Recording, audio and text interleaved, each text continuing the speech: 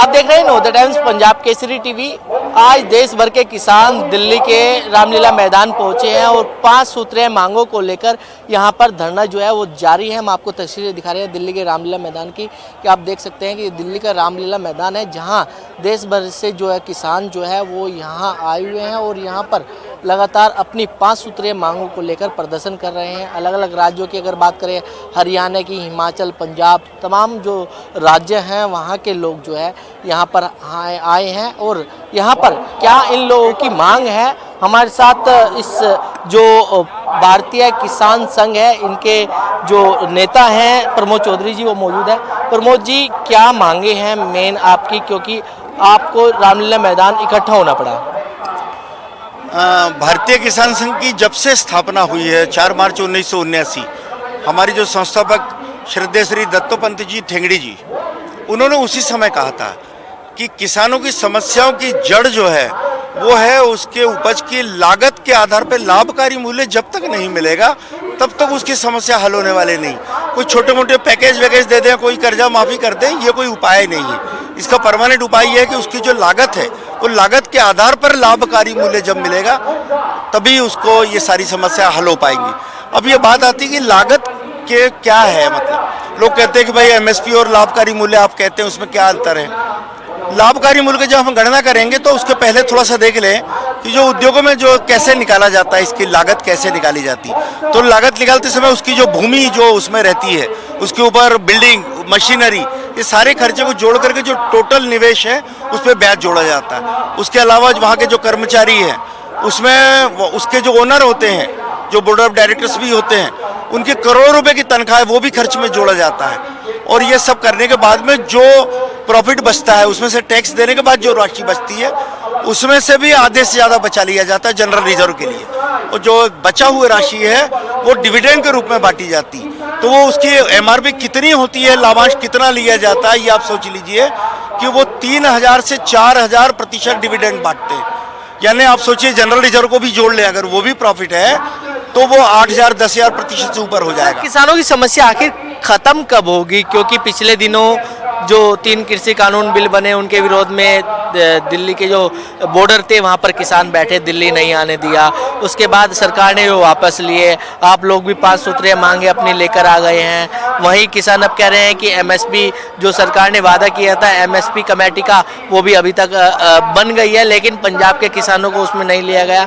आखिर किसान एकजुट कब होंगे, कब किसानों की जो मांग है वो कब पूरी होगी? ये देखिए, अब इतना 135 करोड़ का देश है, उसमें सैद्धांतिक मतभेद तो रहते हैं। जैसे आपने देखा होगा उस आंदोलन में जो हिंसा हुई है, भारतीय किसान संघ की जब से स्थापना, हमारे ये संविधान में हमने लिखा हुआ कि हम लोग हिंसा को पसंद नहीं करेंगे, एक बात है। दूसरा, हमारा राष्ट्र हित दांव पे लग जाएगा ऐसा हम कोई काम नहीं करेंगे। हमारी मांगों के लिए, हमारी समस्या के लिए हम लोग पूरी तरह से संघर्ष करेंगे, लेकिन देश की कीमत पे नहीं करेंगे। कुछ बातों में हमारे मतभेद थे, जैसे 3 बिल हैं, हम 3 बिल के विरोध में नहीं थे क्योंकि पहली बार वो बिल ऐसे आए थे। इसके पहले उपभोक्ता के हित में कायदे बनते थे, वो पहली बार बना था किसान हित में। अब उसमें कुछ कमियां थी, निश्चित रूप से भारतीय किसान संघ भी मानता है और भारतीय किसान संघ ने उसके लिए अमेंडमेंट भेजे थे। तो हमारा जो संघर्ष है वो उसमें वहीं से सबसे पहले हम ही ने उसमें भेजा था, हम किसी उसके खिलाफ में नहीं है। और जहाँ तक पंजाब का सवाल है तो पंजाब का तो सबसे बड़ा एक आदर्श है किसानी में, तो सारा देश उससे सीख लिया है और सारे देश में उन्नति हुई है। और यहाँ पर हमारे आए हुए हैं, पंजाब से भी हमारे किसान हैं, हम सब एक हैं, कहीं कोई अलग नहीं है।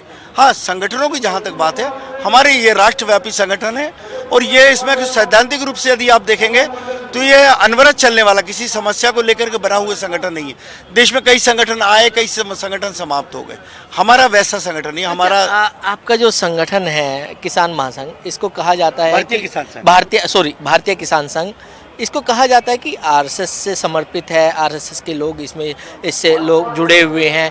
क्या आप लोग सरकार में होने के बावजूद सरकार के खिलाफ खड़े हो रहे हैं?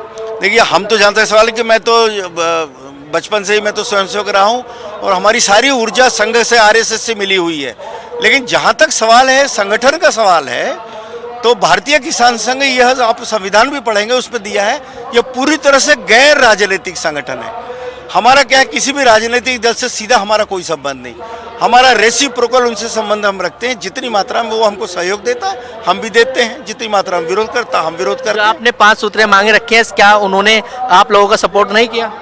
नहीं, ये तो हमारा है, किनका, बाकी संगठनों का उसके मुझे जानकारी रही है कि उनका कुछ आया होगा। वैसे कुछ संगठन आए भी हैं, आंध्र प्रदेश से आए हैं, कुछ संगठन के लोग आए हैं। पंजाब के किसान भी आए हैं, हरियाणा के पंजाब किसान। के लोग, किसान तो आए हैं, संगठनों के अब आए कि नहीं ये मुझे जानकारी नहीं। संपर्क किया था आप लोगों ने? हाँ, दिया है सबको, सब लोगों को पता है। क्या ये तो मानते हैं कि हमारे- जब तक किसान एकजुट नहीं होगा सरकार उनकी मांगे नहीं मानेगी? ये देखिए, एकजुट का कैसे हो, माने सबका मतभेद जब रहता है, जब लगे ऐसा कि भाई किसान हित के लिए बात हो रही है और उन सिद्धांतों पे जब कॉम्प्रोमाइज होगा तो निश्चित रूप से आ सकते हैं, क्योंकि समस्या तो एक सी है। वही समस्या वो उठाते हैं, वही हम उठाते हैं, लेकिन वो तरीके अलग अलग हैं, इसमें हो आज सकता जिस तरीके से देश भर के किसान इकट्ठा हुए हैं, लगता है कि सरकार पर आप कहीं ना कहीं दबाव बना पाएंगे? है। ये तो हमारा अनवर चलने वाला संघर्ष है, बनता है, बहुत अच्छी बात है, नहीं तो ये हमारा तो चलेगा। भीड़ इकट्ठा की है, एक मैसेज देने की तो कोशिश की होगी आप लोगों ने? मैसेज हमने दिया है और आगे भी देते रहेंगे। हम किसानों की समस्या के लिए भारतीय किसान संघ हमेशा तत्पर रहा है, रहेगा। तो बिल्कुल देश भर के किसान इकट्ठा जो है दिल्ली के रामलीला मैदान में हुए हैं। दिल्ली से कमल कुमार कंसल, नवोदय टाइम्स, पंजाब केसरी टीवी।